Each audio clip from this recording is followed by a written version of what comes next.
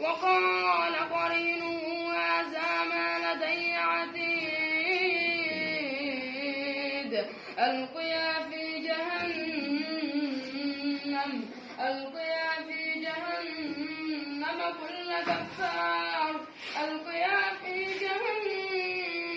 كل كفار عنيد مناع للخير معتد مريب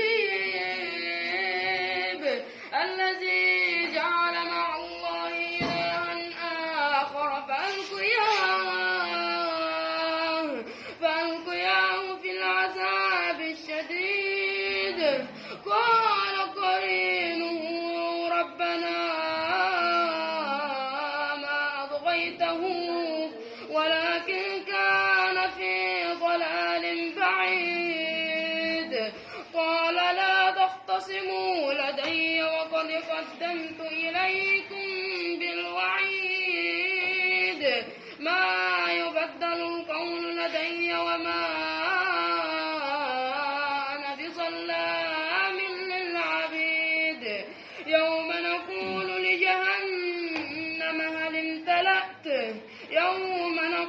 لجهنم هل امتلأت وتقول هل من مزيد وأزلفت الجنة للمتقين غير بعيد هذا ما توعدون لكل أواب حفيظ من خشي الرحمن بالغيب وجاء بقلب منيب ادخلوها بسلام ذلك يوم الخلود لهم ما يشاءون فيها ولدينا مزيد هلكنا قبلهم من قرن هم أشد منهم بطشا فنقبوا في البلاد هل من محيص إن في ذلك لذكرى لمن كان له قلب أو ألقى السمع وهو شهيد ولقد خلقنا السماوات والأرض وما بينهما في ستة أيام وما مسنا من لغوب فاصبر على ما يقولون وسبح بحمد ربك قبل طلوع الشمس وقبل الغروب